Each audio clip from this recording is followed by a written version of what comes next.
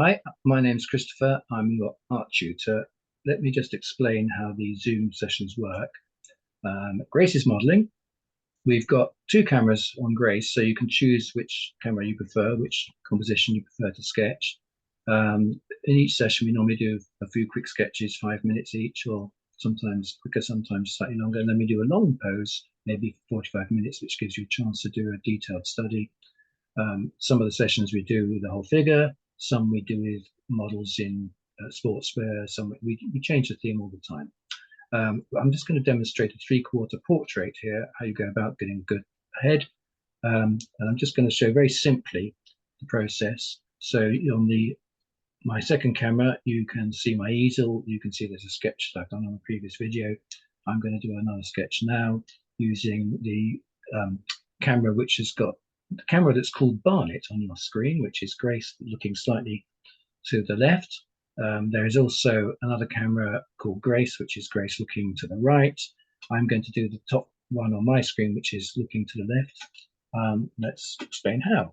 So to do a three-quarter portrait, the simplest way to get the proportions and get the lightness is to start with a circle, which represents the skull. And then if you look at Grace's head, if you visualize a circle on Grace's head, the bottom of the circle is probably passing through her mouth, if the top is the top of her head, and so on. So I need to now add a bit more for where the chin comes. So as the head is tilting, we're going to be drawing the head at a slight angle. My pencil is indicating that. But having work this out, the way to establish how much more for the chin is actually to count on your model by holding your pencil out. So if you can see, I'm holding my pencil out with my arm fully extended. I'm putting it on my laptop screen, and I'm actually looking. I'm closing one eye. I'm looking at the measurement by taking the top of my pencil on Macy's mouth, and then the thumb is coming down to the bottom of her chin, and I'm counting that back into the rest of the face, and it goes in 3 times. So basically, this measurement on my paper should go in 1, 2, 3 times. So that's getting the correct proportion for the length of the face to the width of the face.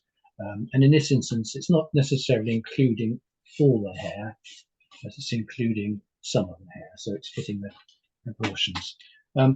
Next thing is you need to get the height of the eyes worked out, and often, actually, Grace, you need to turn your head a fraction more to the right. That's it. Stop. So I wanted to get it at 3/4. And if you again measure on the screen, you'll find that halfway between the top of the head and where we've now got the chin will be the eyes, and there's a very subtle angle. And again, if you hold your pencil out and compare it to the top of your screen and the bottom, you'll see that you've got an angle a bit like this. So this is halfway. And the most important thing, though, in plotting the face is to work out where a middle point is between the eyes. So basically the bridge of the nose. And again, you can do this by counting across the face and work out where it is. We're doing a 3/4 profile. So this middle point of the eyes is right across to the left here. And it's actually, if I compare it on Grace's face, it's about 1/3 of the way across the face. I think I might have to treat it a little bit. So it's coming in about here. And I'm now looking at the tilt of the head, which is going slightly. Oh, hang on, you're not tilting it, Grace. Tilt the top of it. That's it. Tilt, that's it. You're there.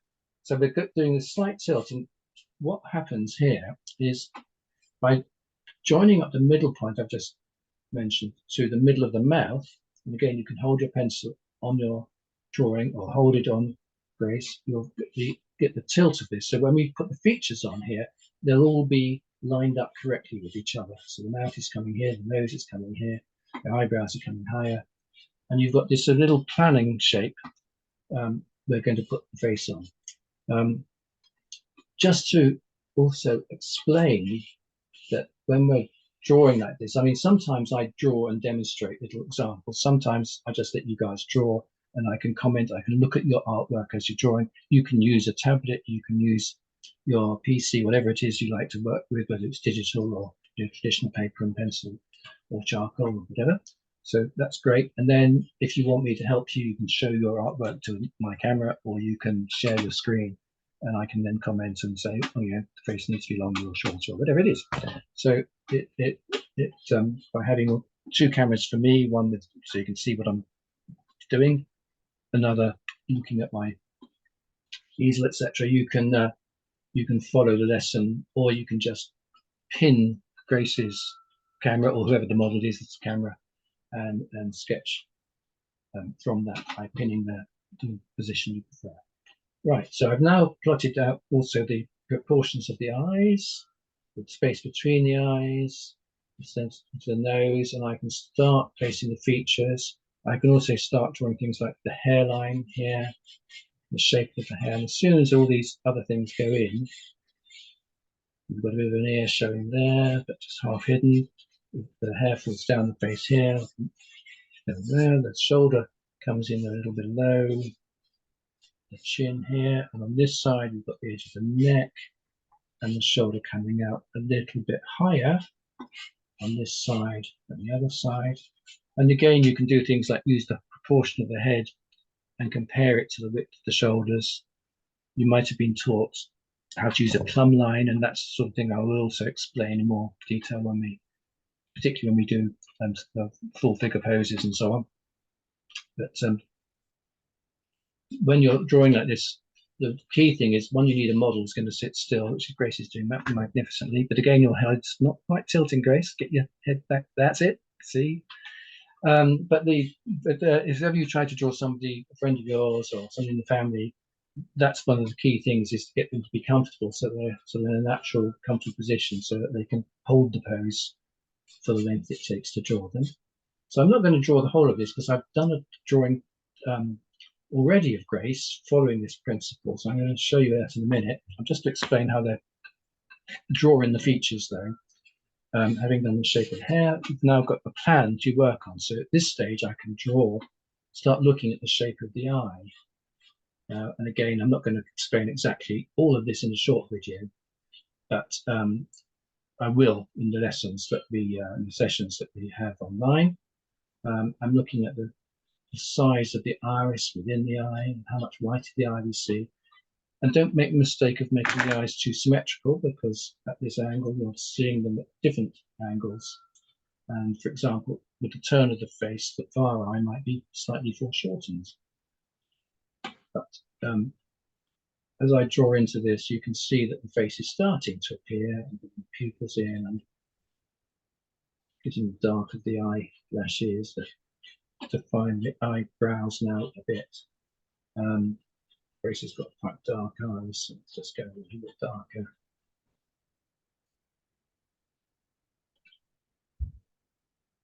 I'm using quite a stumpy bit of charcoal here, so I'm going to use a rubber just to tidy it up, put the light back into the edge down here. Perhaps I should sharpen my charcoal pencil. But what happens is, from having got this plan, you can then start drawing all the little shapes, the soft shadows, and the lips, and hopefully the fact that the head is slightly tilting and slightly looking to one side, you'll get the head looking in the right direction.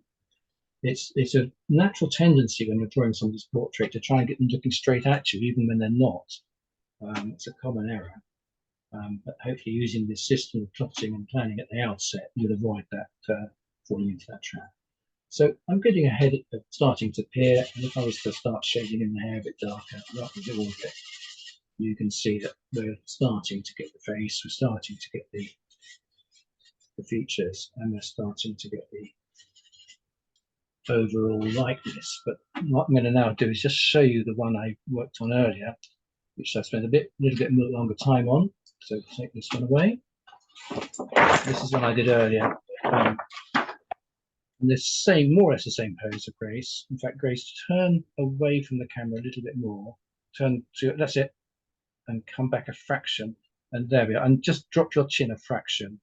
And then I think you're pretty much into the same position as I've done in this drawing. So that's a simple example. And if you look at my hand and compare it to the size of the face, I always recommend when you're doing a portrait that you make the face as big as a hand, because that way you can really start to explore the details, the eyes, the lips, the features in more detail. Whereas if you draw too small, it's very difficult to get the likeness. So That explains the process, how we set up the cameras, how I can help you, how you can just draw. You can ask for my help at any stage, or you can just draw and enjoy the session without consulting me or showing me. Anything you do, you can be completely private, don't worry. And if you're a complete beginner, don't be shy. It's a great way just to come and join in an art session, get the feel for it. Doesn't matter if you can't log on immediately at half 5. If you join a few minutes late, we'll just be doing some warm-up sketches. So you can come and join in, and I'll explain everything to you if you'd like to join the group next time. Okay, thank you very much indeed, and thank you, Grace.